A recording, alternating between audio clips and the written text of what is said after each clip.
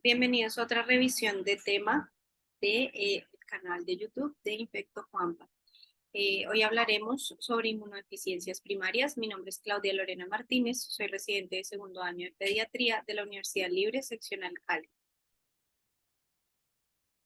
Sobre inmunodeficiencias primarias, tenemos que tener en cuenta que estas se definen como un grupo heterogéneo de trastornos hereditarios ocasionados por defectos en el desarrollo o en la función del sistema inmune. La mayoría de estas se van a manifestar a edad temprana por presencia de infecciones a repetición, algunos datos de malignidad o por disregulación en la respuesta inmune, ya sea autoinflamación, autoinmunidad o alergias. En cuanto a la epidemiología, las más frecuentes en niños van a ser debidas al patrón de herencia ligado al cromosoma X. La prevalencia de estas en países desarrollados es de 1 entre 200.000 nacidos vivos. Va a variar de acuerdo al tipo de inmunodeficiencia que presente el paciente, la edad, el sexo y la localización geográfica. Hasta el 1 al 2% de la población podría verse afectada y se estima que el 70% de las inmunodeficiencias no están diagnosticadas, a pesar de que en algunos países desarrollados ya se cuente con la infraestructura y con los medios para el diagnóstico de estas, pero por su baja sospecha no se hace el diagnóstico. La predilección por la edad y el sexo varía según el trastorno específico y la más frecuente es el déficit aislado de inmunoglobulina A. Dentro de estas, que ya veremos en la clasificación que son muchas, tenemos las más frecuentes que nos hablan de algunas prevalencias específicas para cada una de ellas. Entonces hablamos de que del total de inmunodeficiencias, el 51.6% van a ser deficiencias de anticuerpos, van a ser desórdenes autoinflamatorios en un 5.9%, inmunodeficiencias combinadas un 5.2%, deficiencias de complemento el 6%, disregulación inmune 2.5%, defectos en la inmunidad innata 0.5% y defectos en los fagocitos 5.2%. En Colombia no tenemos datos específicos sobre prevalencia de estas enfermedades. Sin embargo, este estudio publicado en el 2013, llamado Espectro de las inmunodeficiencias primarias en Colombia, este es un reporte del Centro Nacional de Referencia Jeffrey Model para Diagnóstico e Investigación de Inmunodeficiencias Primarias. Este centro Jeffrey Model es de la Universidad de Antioquia, ubicada en Medellín, y es el Centro Nacional de Referencia para Diagnóstico e Investigación en estas enfermedades. Ellos tomaron historias clínicas de pacientes diagnosticados con inmunodeficiencias entre 1987 y el 2012, de los cuales 274 eran mujeres y 414 eran hombres. El grupo etario que más frecuentemente se vio el diagnóstico fueron los pacientes de 0 a 5 años, que fueron un total de 431 pacientes para un 62.6%, y del total de pacientes con inmunodeficiencias se vio que la mayoría de estos fueron diagnosticados antes de los 18 años, siendo 591 pacientes, correspondiendo al 85.9%. De estas, las deficiencias predominantemente de anticuerpos correspondieron al 72.2% con 497 pacientes, que fueron las más frecuentes.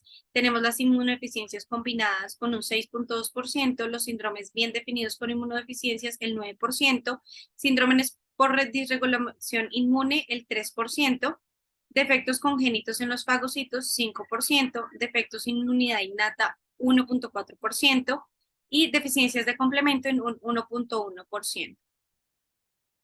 En cuanto a la fisiopatología, tenemos que esta tiene un importante componente genético, ya que lo que ocurre es que hay un gen alterado que va a generar una síntesis anormal de una proteína, generando una susceptibilidad anormal ante un agente infeccioso con un patrón de herencia determinado.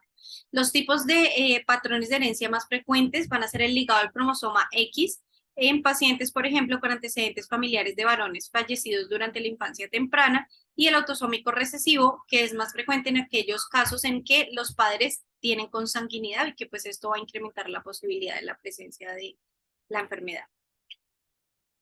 Sin embargo, hay que tener en cuenta que el antecedente familiar negativo no excluye la posibilidad de una inmunodeficiencia primaria debido a que pueden haber alguna de estas situaciones. La primera es que la madre sea portadora de una enfermedad ligada al cromosoma X y ella no lo sepa. Ambos padres son portadores de una enfermedad autosómica recesiva, o que sea una anomalía genética o una variante de novo por una alteración o una variación durante el proceso de fertilización.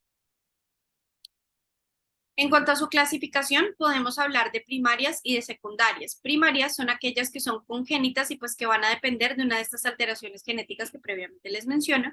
Y las secundarias van a ser debidas a fármacos inmunosupresores o a enfermedades crónicas del paciente que puedan cursar con pérdida de anticuerpos o de linfocitos, como por ejemplo ocurre en el síndrome nefrótico o en la malnutrición. En cuanto a las inmunodeficiencias primarias, entonces tenemos que existen más de 300 tipos dentro de la clasificación de estas, y pues esto cada 2 años se actualiza esta clasificación a cargo de la Unión Internacional de Sociedades de Inmunología, siendo la última la clasificación generada en el año 2017, donde se diferenciaban 9 grupos. Dentro de estos están las inmunodeficiencias combinadas, las combinadas con características sindrómicas, las inmunodeficiencias predominantemente de anticuerpos, las enfermedades de disregulación inmune, las de defecto de número en función de las células fagocíticas, los defectos de la inmunidad intrínseca e innata, las enfermedades autoinflamatorias, los defectos en la cascada de complemento y las fenocopias de inmunodeficiencias congénitas. Dentro de estas, las más prevalentes y las cuales vamos a mencionar a continuación van a ser las inmunodeficiencias combinadas, los defectos en número y función de las células fagocíticas, las inmunodeficiencias predominantemente de anticuerpos y los defectos en la cascada de complemento, ya que estas son las que más frecuentemente vemos diagnosticadas. Entonces, las inmunodeficiencias predominantemente de anticuerpos corresponden a más del 60% de todas las inmunodeficiencias, como veíamos en el estudio publicado en Colombia, que fueron del 72%. Y acá lo que ocurre es que hay una disfunción de los linfocitos B por anormalidades de las células B o defectos en los linfocitos T que van a impedir que haya una adecuada activación y maduración normal de los linfocitos B. Habitualmente estos pacientes van a presentar infecciones a repetición, principalmente respiratorias y digestivas, y destacan aquellas infecciones por gérmenes encapsulados y por enterovirus, excepto en el déficit por inmunoglobulina A, donde los pacientes pueden tener un curso asintomático.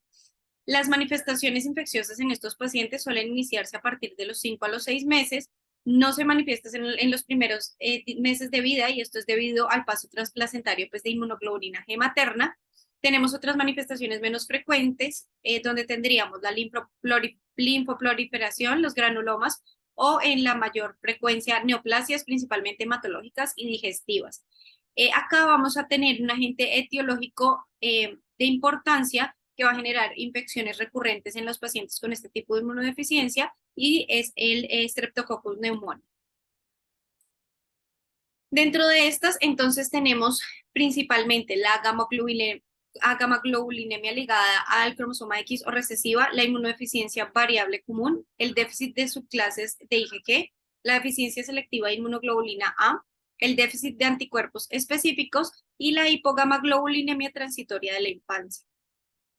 El segundo grupo de inmunodeficiencias con mayor prevalencia son las inmunodeficiencias combinadas, que van a corresponder al 15% de estas. Previamente se conocían como inmunodeficiencias celulares, y sabemos que estas son inmunodeficiencias muy graves con un compromiso muy importante. Ocurre por un déficit de linfocitos T con afectación o no de linfocitos natural killer y de linfocitos B, pero todas van a cursar con disminución de inmunoglobulinas.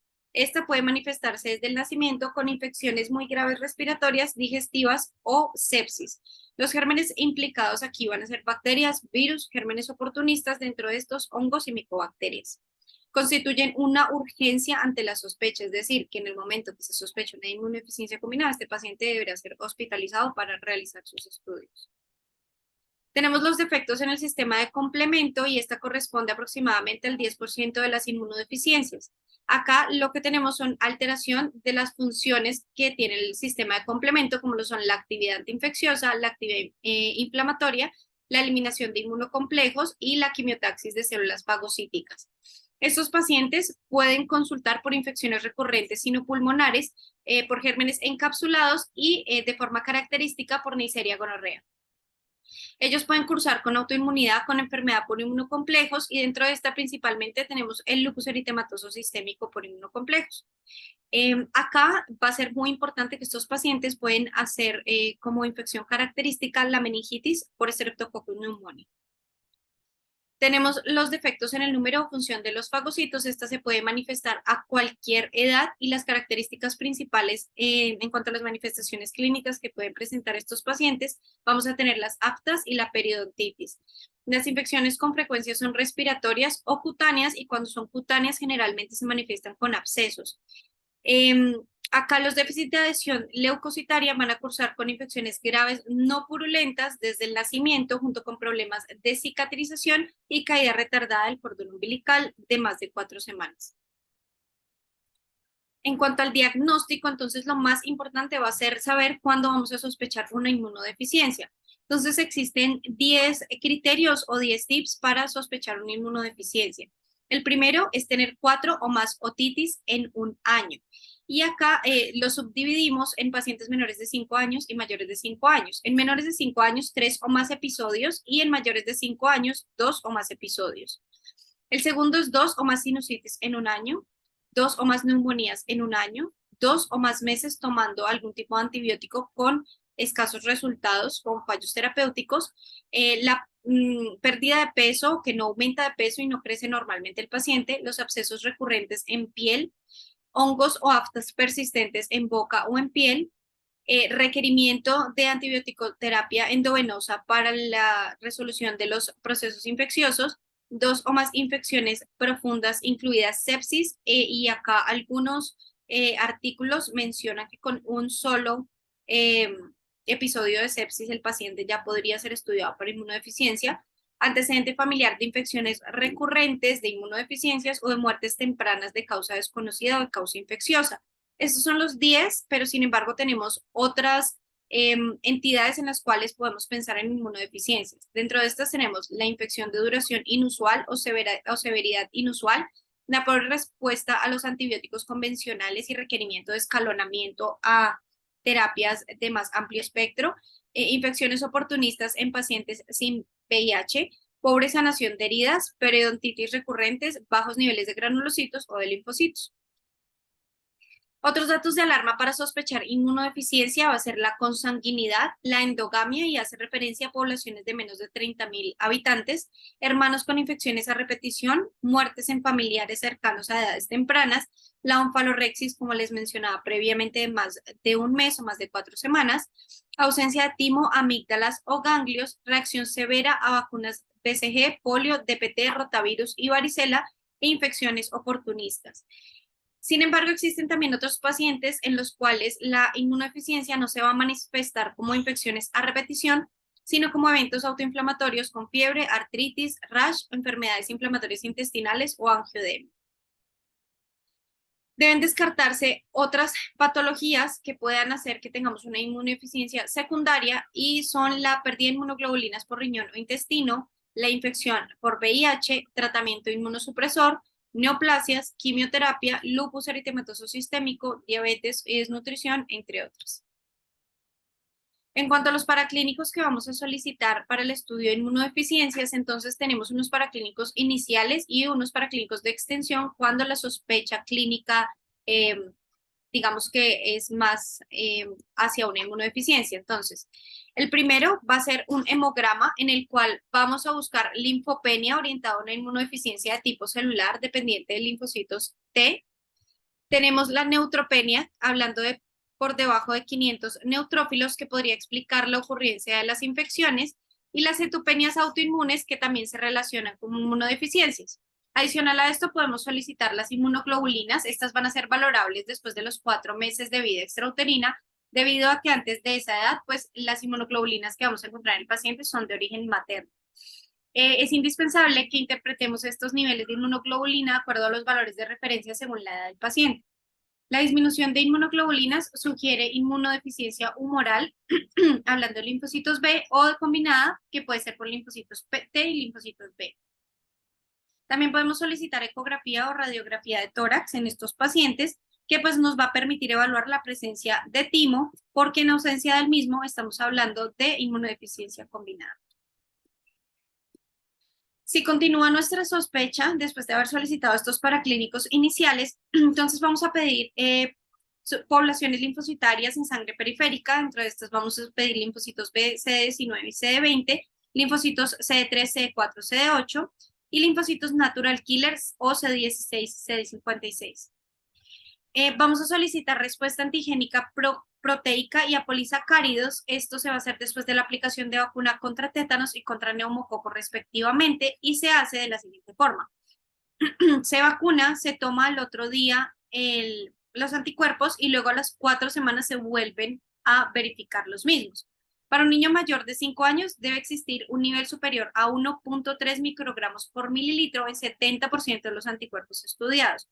Para un niño menor de 5 años deben identificarse mayor de 1.3 microgramos por mililitro en más del 50% de los anticuerpos estudiados. Y cuando estas cuantificaciones son menores a estos rangos establecidos, pues debemos pensar en una deficiencia de antígenos polisacáridos.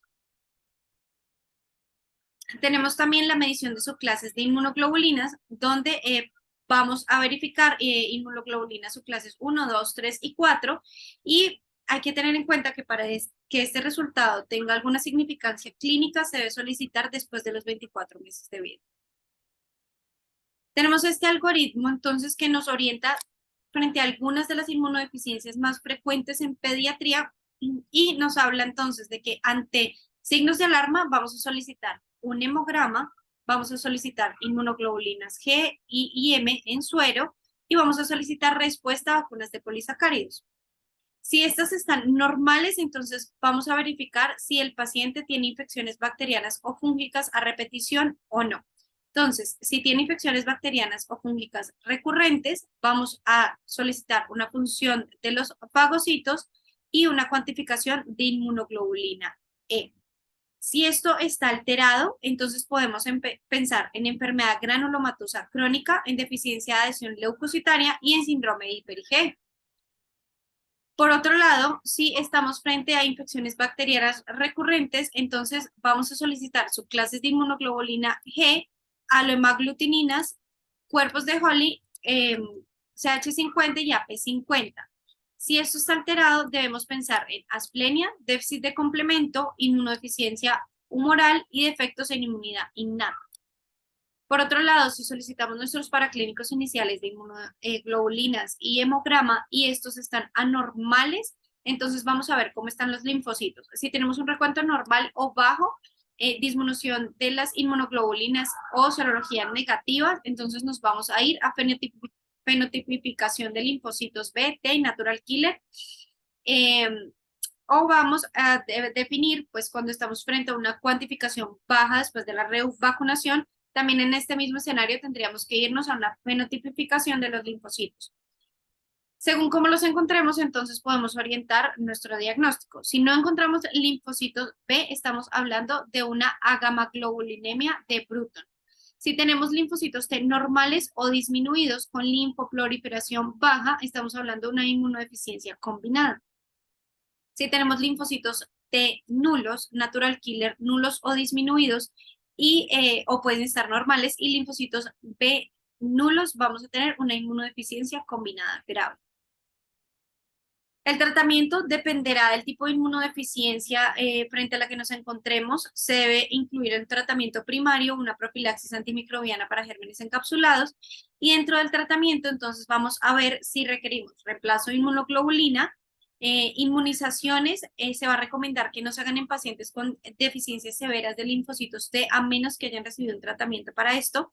Si el paciente llega a requerir transfusiones, los glóbulos rojos en estos pacientes deben ser leucorreducidos y radiados. Vamos a hacer profilaxis antibiótica para bacterias encapsuladas y vamos a recomendar dieta y actividad física. Existen algunas recomendaciones generales para los pacientes con inmunodeficiencias y estas son: la fiebre debe ser considerada como un dato de alarma tanto en pacientes pediátricos como en adultos. Se deberá evitar humedad en casa y uso de aire acondicionado, ya que estos favorecen la inhalación de esporas, la limpieza periódica de los juguetes de los niños, evitar el tabaquismo, tanto activo como pasivo, la ingesta de una dieta balanceada, así como evitar comer alimentos fuera de casa que puedan estar crudos o poco cocidos, como el huevo y la carne, vegetales sin desinfectar, como la lechuga, espinacas, rábanos, entre otros, evitar ingerir agua no potable, evitar inhalar café molido, té a granel, pimienta molida o sopas liofilizadas, porque estas pueden contener esporas de hongos, evitar asistir a lugares concurridos o donde pueda haber contacto con personas que cursen con alguna infección, evitar asistir a la escuela en caso de brotes epidémicos, evitar nadar en cuerpos de agua contaminados, evitar el contacto con mascotas, lamidos, rasguños, mordeduras, procurar a una adecuada higiene corporal y bucodental, una limpieza continua de las manos, evitar perforaciones corporales con finalidades cosméticas, drenar las secreciones con fisioterapia, evitar la exposición al polvo en ambientes cotidianos en los que se desempeña el paciente y evitar la exposición a excretas de palomas. Esto es lo que quería comentar sobre inmunodeficiencias primarias, un enfoque general. Es muy importante reconocer los signos ante los cuales vamos a sospecharlas para poder llegar a un diagnóstico oportuno y un enfoque adecuado del paciente, evitando así un aumento de la morbimortalidad y un aumento en esta recurrencia de las infecciones. Gracias.